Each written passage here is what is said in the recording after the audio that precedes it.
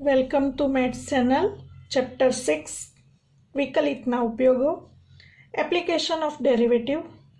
આપણે મહત્તમ તથા ન્યૂનતમ મૂલ્યોની ચર્ચા કરીશું। Maxima and minima. મહત્તમ તથા ન્યૂનતમ મૂલ્યો કોને કહેવાય એ વ્યાખ્યાયિત કરીશું। ધારો કે f એ અંતરાલ i પર વ્યાખ્યાયિત વિધેય છે। હવે મિત્રો કોઈક સંખ્યા c અંતરાલ i માં એવી મળે કે જેથી પ્રત્યેક x belongs to i માટે fc is greater than or equal to fx થાય તો વિધેય f એ i માં મહત્તમ મૂલ્ય ધરાવે છે તેમ કહેવાય।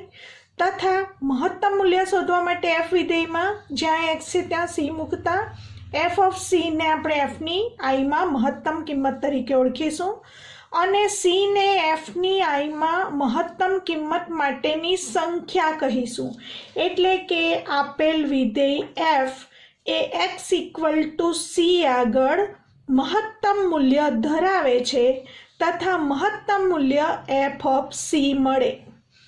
પણ અહીં શરત યાદ રાખીશું for every x belongs to i માટે fc greater than or equal to fx થાય તો f એ i માં મહત્તમ મૂલ્ય ધરાવે છે તેમ કહેવાય અને x equal to c આગળ મહત્તમ મૂલ્ય મળશે f of c। હવે મિત્રો થોડું આલેખની રીતે સમજૂતી મેળવીશું। જો આલેખમાં તમને આ પ્રમાણેના વક્રનો આલેખ મળતો હોય અને C બિંદુ અહીં સ્પષ્ટ દેખાય છે કે મહત્તમ મૂલ્ય ધરાવે છે તો કઈ રીતે ખ્યાલ આવશે એ સમજીશું। તમે જોઈ શકો છો કે આટલાથી આટલા વિભાગમાં fx વધતું વિધેય છે અને ત્યારબાદ fx ઘટતું વિધેય છે અને આ બિંદુ આગળનો વક્રના સ્પર્શક x અક્ષને સમાંતર છે માટે સ્પર્શકનો ઢાળ શૂન્ય મળે છે માટે આપણે એવું કહી શકીશું કે આ બિંદુ આગળ મહત્તમ કિંમત c આગળ મહત્તમ કિંમત મળશે અને એ f of c દ્વારા મળશે। હવે આપણે ન્યૂનતમ મૂલ્યની ચર્ચા કરીશું। કોઈક સંખ્યા c એવી મળે કે જેથી for every x belongs to i માટે f of c is less than or equal to fx થાય તો વિધેય f એ i માં ન્યૂનતમ મૂલ્ય ધરાવે છે તેમ કહેવાય તથા f of c ને f ની i માં ન્યૂનતમ કિંમત કહીશું અને c ને f ની i માં ન્યૂનતમ કિંમત માટેની સંખ્યા કહીશું। તો મિત્રો સ્પષ્ટ શરત યાદ રાખીશું for every x belongs to i માટે f of c is less than or equal to fx નું પાલન થાય તો વિધેય f એ અંતરાલ i માં ન્યૂનતમ મૂલ્ય ધરાવે છે તેમ કહેવાય અને x equal to c આગળ ન્યૂનતમ મૂલ્ય f of c મળશે। x equal to c આગળ ન્યૂનતમ મૂલ્ય મળે તથા ન્યૂનતમ મૂલ્ય f વિધેયમાં x ની જગ્યાએ c મૂકવાથી એટલે કે f of c જે મળશે એ ન્યૂનતમ મૂલ્ય મળશે।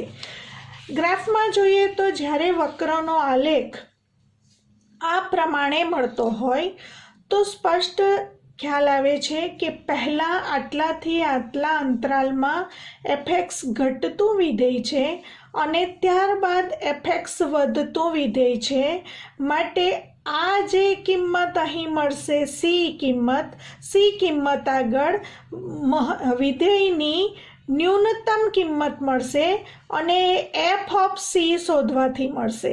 c કિંમત આગળ વિધેયની ન્યૂનતમ કિંમત મળશે કારણ કે c x અક્ષિસ પર છે અને f of c આપણને y અક્ષિસ પર અહીં મળશે તો f of c આપણને મળશે ન્યૂનતમ કિંમત મળશે।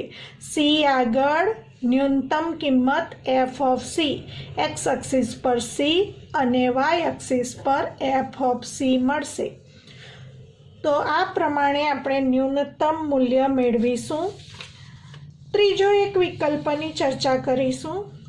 કોઈક સંખ્યા c belongs to i એવી મળે કે જેથી f of c એ વિધેય f ની i માં મહત્તમ કે ન્યૂનતમ કિંમત હોય તો વિધેય f એ આઈમાં આત્યંતિક મૂલ્ય ધરાવે છે તથા એફ ઓફ સી ને વિધેય એફનું આઈમાં આત્યંતિક મૂલ્ય ધરાવે છે તથા સી ને આત્યંતિક સંખ્યા તરીકે ઓળખીશું.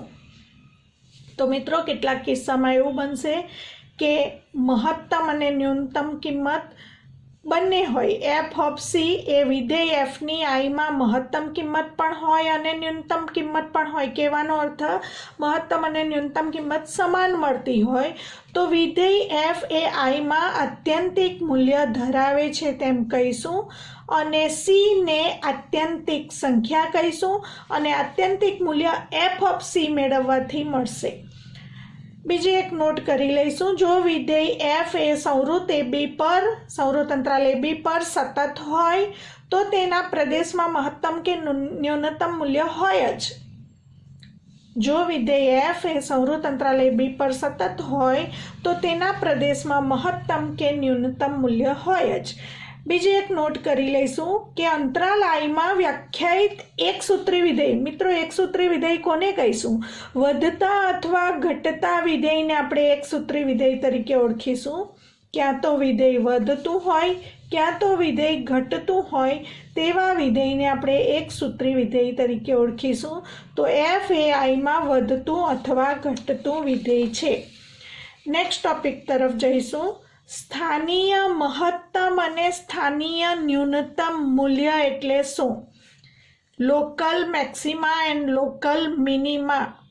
Local maximum value and local minimum value એટલે શું? તો ધારો કે સંખ્યા સી વાસ્તવિક વિધેય એફના પ્રદેશમાં આવેલી છે. હવે નંબર 1, જો એચ ગ્રેટર દેન 0 એવી મળે કે જેથી for every X belongs to C minus H C plus H માટે F C is greater than or equal to F X થાય તો એફને એક્સ ઇક્વલ ટુ સી આગળ સ્થાનીય મહત્તમ મૂલ્ય મળે તથા સી આગળ સ્થાનીય મહત્તમ મૂલ્ય મળે પણ સ્થાનીય મહત્તમ મૂલ્ય એફસી મેળવવાથી મળશે. એટલે કે વિધેય એફમાં એક્સની જગ્યાએ સી મૂકવાથી આપણને સ્થાનીય મહત્તમ કિંમત મળશે. તો મિત્રો સમજૂતી મેળવીશું. Four every X belongs two અંતરાલ સી માઇનસ એચ થી સી પ્લસ એચ માટે F C is greater than or equal to F X થાય એવી એચ ગ્રેટર દેન 0 મળે. એની સમજ આપણે આલેખ પરથી મેળવીશું. અહીં આલેખમાં સી કિંમત, સીમાંથી એચ અત્યંત નાની ધન વાસ્તવિક સંખ્યા બાદ કરીશું એટલે સી માઇનસ એચ બિંદુ અહીં મળશે અને સી પ્લસ એચ બિંદુ અહીં મળશે. માટે આ જે અંતરાલ છે વિવૃત અંતરાલ સી માઇનસ એચ થી સી પ્લસ એચમાં એફ વક્ર એફના અથવા તો વિધેય એફના ચલ એક્સની કિંમત for every X belongs to વિવૃત અંતરાલ સી માઇનસ એચ થી સી પ્લસ એચમાં જો F C greater than or equal to F એક્સનું પાલન થાય, F of C is greater than or equal to F એક્સનું પાલન થાય તો આપણે કહીશું કે વિધેય F X equal to C આગળ સ્થાનીય મહત્તમ મૂલ્ય ધરાવે છે અને સ્થાનીય મહત્તમ મૂલ્ય મેળવવા માટે એફ ઓફ સી મેળવીશું આ પ્રમાણે. એફ ઓફ સી આપણને સ્થાનીય મહત્તમ મૂલ્ય મળશે. એ જ પ્રમાણે જો એચ ગ્રેટર દેન 0 એવી મળે કે જેથી for every X belongs to વિવૃત અંતરાલ સી માઇનસ એચ થી સી પ્લસ એચ માટે F of C is less than or equal to F of એક્સનું પાલન થાય તો એફને એક્સ ઇક્વલ ટુ સી આગળ સ્થાનીય ન્યૂનતમ મૂલ્ય મળે તથા એફ ઓફ સીને એફની સ્થાનીય ન્યૂનતમ કિંમત કહેવાય. તો મિત્રો એચ અત્યંત નાની ધન વાસ્તવિક સંખ્યા છે. ગ્રાફમાં જોઈશું તો સી અહીં છે માટે સીમાંથી એચ બાદ કરતું બિંદુ અહીં મળશે અને સીમાં એચ ઉમેરતું બિંદુ અહીં મળશે. માટે વિવૃત અંતરાલ સી માઇનસ એચ થી સી પ્લસ એચમાં વિધેય એફ એક્સ માટે for every X belongs to C minus H થી સી પ્લસ એચના વિવૃત અંતરાલ માં આપણને જો FC is less than or equal to એફએક્સનું પાલન થતું જણાય તો આપણે કહીશું કે વિધેય એફ એ એક્સ ઇક્વલ ટુ સી આગળ સ્થાનીય ન્યૂનતમ મૂલ્ય ધરાવે છે અને એ મળશે એફ ઓફ સી દ્વારા. આગળ ચાલીશું. પ્રમેય 2 વિના સાબિતીએ સ્વીકારીશું. ધારો કે વિધેય એફ એ આઈ ઇક્વલ ટુ વિવૃત અંતરાલ એ બી પર વ્યાખ્યાયિત વિધેય છે તથા સી બિલોંગ્સ ટુ વિવૃત અંતરાલ આઈ માટે જો વિધેય એફને એક્સ ઇક્વલ ટુ સી આગળ સ્થાનીય મહત્તમ કે સ્થાનીય ન્યૂનતમ મૂલ્ય હોય તો એફ ડેશ સી બરાબર 0 થાય અથવા એફ એ એક્સ ઇક્વલ ટુ સી આગળ વિકલનીય નથી. તો મિત્રો, જો વિધેય એફને એક્સ ઇક્વલ ટુ સી આગળ સ્થાનીય મહત્તમ મૂલ્ય અથવા સ્થાનીય ન્યૂનતમ મૂલ્ય મળે તો આપણે કહી શકીશું ક્યાં તો એફ ડેશ સી બરાબર 0 છે અથવા એફ એ એક્સ ઇક્વલ ટુ સી આગળ વિકલનીય નથી. તો આ જે ઓપ્શન છે એફ એ એક્સ ઇક્વલ ટુ સી આગળ વિકલનીય નથી એનું એક ઉદાહરણ જોઈએ તો સ્પષ્ટ ખ્યાલ આવશે. જો આપણે F X equal two 1/x લઈએ તો એનો વિકલિત મેળવીએ F dash x is equal two -1/x². હવે એફ ડેશ એક્સ બરાબર 0 લેતા -1/x² આ જે ગુણોત્તર છે તે કોઈ પણ એક્સ માટે, કોઈ પણ એક્સ બિલોંગ્સ ટુ આર માટે આ ગુણોત્તર 0 શક્ય નથી. એનો મતલબ એફ ડેશ એક્સ બરાબર 0 શક્ય નથી. કઈ કિંમત આગળ? એક્સ ઇક્વલ ટુ જો 0 મૂકવામાં આવે તો એનો મતલબ કે એફ એ એક્સ ઇક્વલ ટુ 0 આગળ વિકલનીય વિધેય નથી.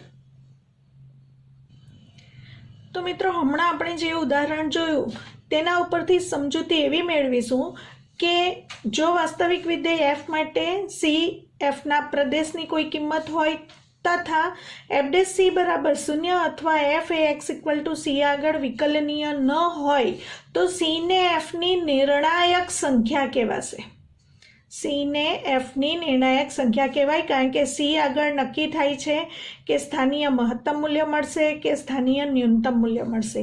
જો એફ એ એક્સ ઇક્વલ ટુ સી આગળ સતત હોય અને એફ ડેશ સી બરાબર 0 હોય તો કોઈક એચ ગ્રેટર ધેન 0 માટે વિધેય એફ એ વિવૃત અંતરાલ સી માઇનસ એચ અને સી પ્લસ એચમાં વિકલનીય હોય જ. જો આપણે એવું કહીએ કે આપેલું વિધેય એફ એ એક્સ ઇક્વલ ટુ સી આગળ સતત પણ છે અને એફ ડેશ સી 0 પણ થાય છે, એનો મતલબ એવો છે કે આપેલું વિધેય એફ વિકલનીય છે જ, એટલે કે કોઈક એચ ગ્રેટર ધેન 0 માટે આપેલું વિધેય એફ એ આ અંતરાલમાં વિકલનીય છે જ. હવે મિત્રો, આપણે પ્રથમ વિકલિત કસોટી અને દ્વિતીય વિકલિત કસોટીની ચર્ચા કરીશું, જેનો દાખલા ગણવામાં ઉપયોગ કરીશું. સ્થાનીય મહત્તમ મૂલ્ય અને સ્થાનીય ન્યૂનતમ મૂલ્ય મેળવવા માટે પ્રથમ વિકલિત કસોટી અને દ્વિતીય વિકલિત કસોટીની ચર્ચા કરીશું. ધારો કે એફ એ વિવૃત અંતરાલ આઈ ઇઝ ઇક્વલ ટુ વિવૃત અંતરાલ એ બી પર વ્યાખ્યાયિત વિધેય છે. સી બિલોંગ્સ ટુ આઈ એ એફની નિર્ણાયક સંખ્યા છે. હમણાં ચર્ચા કરી કે એફની નિર્ણાયક સંખ્યા ક્યારે કહેવાય? જો એફ ડેશ સી બરાબર 0 અથવા એફ એ એક્સ ઇક્વલ ટુ સી આગળ વિકલનીય ન હોય તો સી ને એફની નિર્ણાયક સંખ્યા કહેવાય. તો સી એ એફની નિર્ણાયક સંખ્યા છે તથા એફ એ એક્સ ઇક્વલ ટુ સી આગળ સતત છે. હવે 3 ટોપિક અલગ અલગ લઈશું. જો આનું પાલન થતું હોય તો જો એક્સ ઇક્વલ ટુ સી આગળ એફ ડેશ એક્સના મૂલ્ય ધનમાંથી ઋણ થાય, એટલે કે કોઈક એચ ગ્રેટર ધેન 0 માટે જો વિવૃત અંતરાલ સી માઇનસ એચથી C plus H is a subset of I, એટલે કે પ્રદેશમાં છે આ અંતરાલ સી માઇનસ એચ અને સી પ્લસ એચનો વિવૃત અંતરાલ પણ પ્રદેશમાં છે તથા આના 2 ભાગ પડે, વચ્ચે સી કિંમત આગળથી સી કરતાં નાની કિંમત, સી કરતાં મોટી કિંમત. તો વિવૃત અંતરાલ સી માઇનસ એચથી સીમાં જો f dash x greater than 0 તથા સીથી સી પ્લસ એચના વિવૃત અંતરાલમાં f dash x less than 0 તો એટલે કે f' ધનમાંથી ઋણ તરફ જાય છે. અહીં લખ્યું આપણે f' ના મૂલ્ય ધનમાંથી ઋણમાં જાય એટલે વિવૃત c - h થી c અંતરાલમાં f' ધન અને c થી c + h ના વિવૃત અંતરાલમાં f' જો ઋણ હોય તો f ને x = c આગળ સ્થાનીય મહત્તમ મૂલ્ય મળે છે એવું આપણે કહી શકીશું. આલેખમાં જોઈશું સમજૂતી. તો જો વક્રનો આલેખ આ પ્રમાણે હોય, જો વિધેય y = fx આ પ્રમાણે એનો આલેખ હોય અને આ જે બિંદુ છે અહીં આપણને c કિંમત મળશે તો અહીં મહત્તમ મૂલ્ય મળશે. હવે મિત્રો આપણે ચર્ચા કરીશું કે અહીંના બિંદુ આગળ આપણે વક્રને જો સ્પર્શક દોરીએ અને આ તરફ પણ વક્રને સ્પર્શક દોરીએ તો તમે જોઈ શકો છો કે આ તરફ સ્પષ્ટ ખ્યાલ આવે છે કે આટલા અંતરાલમાં fx વધતું વિધેય છે માટે f' > 0 છે અને આ તરફના અંતરાલમાં સ્પષ્ટ ખ્યાલ આવે છે કે fx ઘટતું વિધેય છે માટે f' < 0 મળે છે. એટલે કે f' નું મૂલ્ય ધનમાંથી ઋણ તરફ જાય છે માટે આ જે c મળશે તો x = c આગળ આપણને સ્થાનીય મહત્તમ મૂલ્ય મળશે અને સ્થાનીય મહત્તમ મૂલ્ય આપણને આ રીતે f(c) શોધવાથી મળશે. બીજો ટોપિક લઈશું. જો x = c આગળ f' ના મૂલ્ય ઋણમાંથી ધન બને એટલે કે જો કોઈક h > 0 માટે વિવૃત અંતરાલ c - h થી વિવૃત અંતરાલ c + h is a subset of I તથા c - h થી c ના અંતરાલમાં f' < 0 તથા વિવૃત અંતરાલ c થી c + h ના વિવૃત અંતરાલમાં જો f' > 0 મળે તો f ને x = c આગળ સ્થાનીય ન્યૂનતમ મૂલ્ય છે તેમ કહી શકાય અને સ્થાનીય ન્યૂનતમ મૂલ્ય શોધવા માટે f(c) શોધવું પડે. તો ફરીથી સમજીશું. f' ના મૂલ્ય ઋણમાંથી ધન બને તો પહેલા જે ડાબી બાજુ c કરતાં નાની કિંમત છે એ અંતરાલમાં f' < 0 એટલે ઋણ અને c કરતાં મોટી કિંમતના અંતરાલમાં f' < 0 એટલે ધન. તો f' ના મૂલ્ય ઋણમાંથી ધન બને છે તો f ને x = c આગળ સ્થાનીય ન્યૂનતમ મૂલ્ય મળે અને f(c) એને સ્થાનીય ન્યૂનતમ મૂલ્ય મળે. આલેખમાં જોઈશું તો જો વક્ર y = fx નો આલેખ આ પ્રમાણે હોય, અહીં x = c કિંમત, જો આપણે આ રીતે વક્રને આ બિંદુ આગળ સ્પર્શક દોરીએ, વક્રને આ બિંદુ આગળ સ્પર્શક દોરીએ, અહીં તરત ખ્યાલ આવશે કે આટલો જે અંતરાલ છે એમાં fx ઘટતું વિધેય છે માટે f' < 0 મળશે. આટલા અંતરાલમાં fx વધતું વિધેય છે માટે f' < 0 મળશે. માટે આ કિસ્સામાં f' નું મૂલ્ય ઋણમાંથી ધન બને છે. ઋણમાંથી ધન બને છે માટે x = c આગળ વિધેય f ને સ્થાનીય ન્યૂનતમ મૂલ્ય મળે તથા સ્થાનીય ન્યૂનતમ મૂલ્ય f(c) શોધવાથી મળશે. ત્રીજો ટોપિક જોઈશું. જો f' એ x = c આગળ મૂલ્યો ન બદલાય એટલે કે ઋણમાંથી ધન કે ધનમાંથી ઋણ ન થાય તો f ને x = c માટે સ્થાનીય મહત્તમ કે સ્થાનીય ન્યૂનતમ મૂલ્ય ન મળે એવું કહીશું અને આવા બિંદુને આપણે નતિ બિંદુ તરીકે ઓળખીશું. નતિ બિંદુ તરીકે ઓળખીશું. એની સમજ આપણે ગ્રાફ ઉપરથી મેળવીએ. એ જોતાં પહેલાં મિત્રો થોડી ચર્ચા સ્પર્શકના ઢાળની પણ કરી દઈએ કારણ કે બધી વાત એકબીજા સાથે કનેક્ટેડ છે.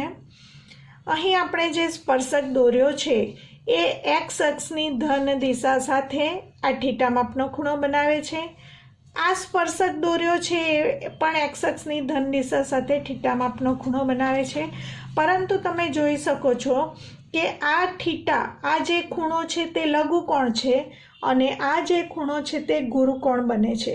તો અહીં એક વાત સ્પષ્ટ થાય છે કે થીટા જો લઘુકોણ બનશે તો આપણને મહત્તમ મૂલ્ય મળશે, તો f' ગ્રેટર દેન 0 મળશે.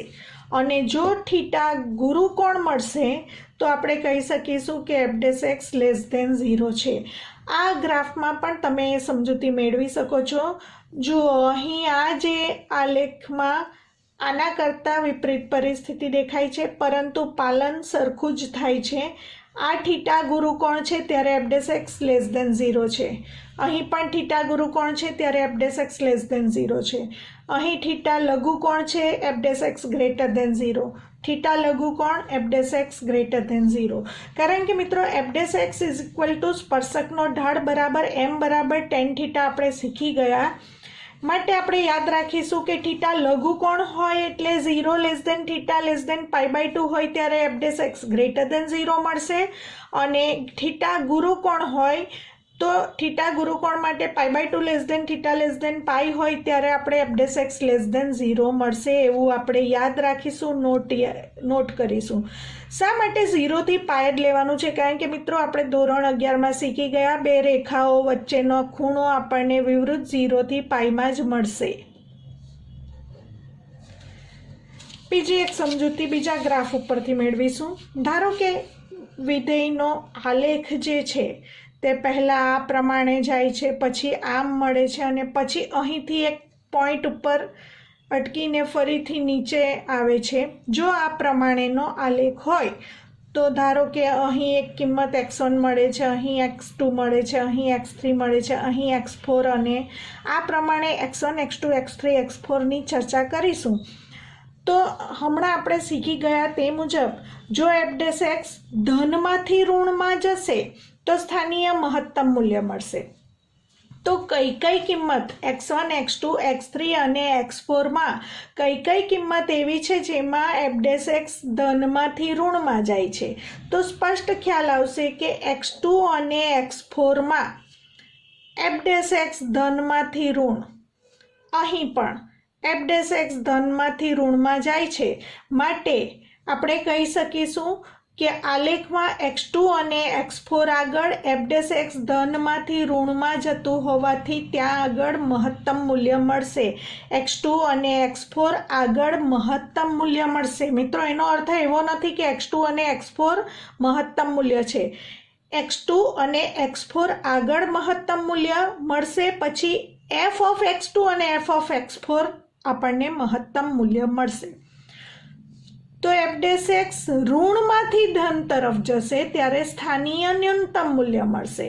તો x1, x2, x3 અને x4 પૈકી આલેખમાં x3 આગળ જુઓ ઋણ f' લેસ દેન 0 થી f' ગ્રેટર દેન 0 મળે છે. અહીં f' લેસ દેન 0, અહીં f' ગ્રેટર દેન 0.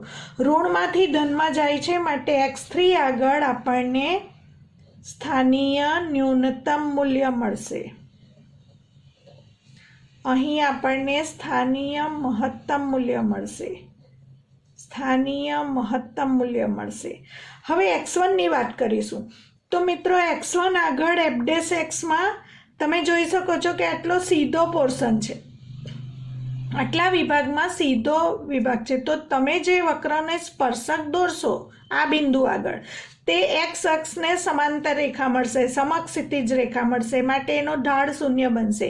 તો આ કિંમત આગળ તમે એવું પણ નહીં કહી શકો અહીં પણ ધન છે ને અહીં પણ ધન છે, બંને વિભાગમાં f' ધન છે. તો ધનમાંથી ધન તરફ જાય છે એટલે આપણે એવું કહી શકીશું કે x1 આગળ મહત્તમ કે ન્યૂનતમ મૂલ્ય ન મળે, માટે x1ને આપણે નતિ બિંદુ તરીકે ઓળખીશું. હમણાં જ આપણે ચર્ચા કરી ગયા, x1ને આપણે નતિ બિંદુ તરીકે ઓળખીશું. આગળ ચાલીશું. ત્રીજો મુદ્દો. તો અહીં જે ત્રીજા મુદ્દામાં નતિ બિંદુની ચર્ચા કરી આપણે આલેખ ઉપરથી પણ સમજ્યા. પ્રમેય નંબર 4 દ્વિતીય વિકલિત કસોટી તરફ આવીશું. ધારો કે વિધેય f એ અંતરાલ i પર વ્યાખ્યાયિત છે તથા c બિલોંગ્સ ટુ i. ધારો કે f ડબલ ડેશ c નું અસ્તિત્વ છે. નંબર 1, જો f double dash c less than 0 મળે. મિત્રો, માત્ર વધતું વિધેય ઘટતા વિધેય માટે જો f dash x greater than 0 હોય તો વધતું વિધેય, f dash x less than 0 હોય તો ઘટતું વિધેય, એની ચર્ચા કરી. f ડેશ x ધનમાંથી ઋણ તરફ જાય તો આપણે સ્થાનીય મહત્તમ મૂલ્ય મળે. f ડેશ એક્સમાં ઋણમાંથી ધન તરફ જાય તો સ્થાનીય ન્યૂનતમ મૂલ્ય મળે. તો અહીં f ડબલ ડેશ c ની વાત છે, દ્વિતીય વિકલિત. f ડબલ ડેશ c જો લેસ ધેન 0 મળે તો f ને x ઇક્વલ ટુ c આગળ સ્થાનીય મહત્તમ મૂલ્ય મળશે. મિત્રો, અહીં ઉલટી વાત છે. લેસ ધેન 0 હોય ત્યારે સ્થાનીય મહત્તમ મૂલ્ય મળે છે એમ કહીશું, અને સ્થાનીય મહત્તમ મૂલ્ય મેળવવા માટે f ઓફ c મેળવીશું. તો f double dash c less than 0 તથા f dash c equal to 0 હોય તો f ને x ઇક્વલ ટુ c આગળ સ્થાનીય મહત્તમ મૂલ્ય મળે અને સ્થાનીય મહત્તમ મૂલ્ય fc મળે. જો f double dash c greater than 0 હોય તો f ને x ઇક્વલ ટુ c આગળ સ્થાનીય ન્યૂનતમ મૂલ્ય મળે. અહીં ગ્રેટર ધેન 0 તો સ્થાનીય ન્યૂનતમ મૂલ્ય મળે, ઉલટી વાત છે. તથા સ્થાનીય ન્યૂનતમ મૂલ્ય fc મેળવવાથી મળશે. જો f ડબલ ડેશ c પણ શૂન્ય હોય, જો f ડેશ c પણ શૂન્ય હોય તો આપણે લખીશું કે કસોટી તારણ આપવામાં નિષ્ફળ જાય છે.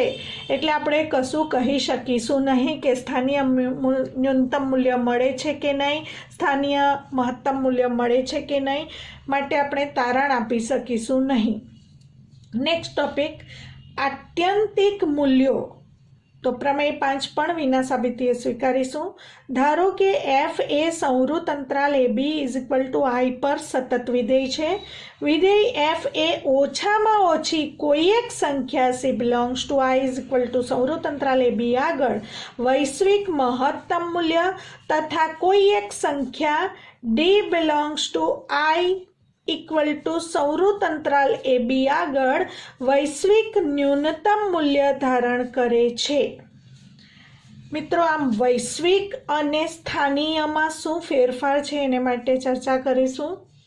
ધારો કે ધોરણ 10માં ABC 3 ક્લાસ હોય અને A ક્લાસમાં, B ક્લાસમાં અને C ક્લાસમાં ત્રણેમાં જેનો પહેલો નંબર આવે એ પોતપોતાના ક્લાસમાં પહેલો નંબર છે, માટે એ ત્રણને આપણે સ્થાનીય મહત્તમ મૂલ્ય તરીકે ઓળખીશું. પરંતુ ત્રણ ક્લાસમાં જેના સૌથી વધારે માર્ક છે, એટલે ઓવરઓલ ત્રણ ક્લાસમાં જે વ્યક્તિનો પહેલો નંબર હશે એને આપણે વૈશ્વિક મહત્તમ મૂલ્ય તરીકે ઓળખીશું. તો એ જ પ્રમાણે સ્થાનીય ન્યૂનતમ અને સ્થાનીય વૈશ્વિક ન્યૂનતમ મૂલ્ય માટે પણ સમજૂતી મેળવી શકાય. છેલ્લે પ્રમેય 6 આપણે વિના સાબિતીએ સ્વીકારીશું.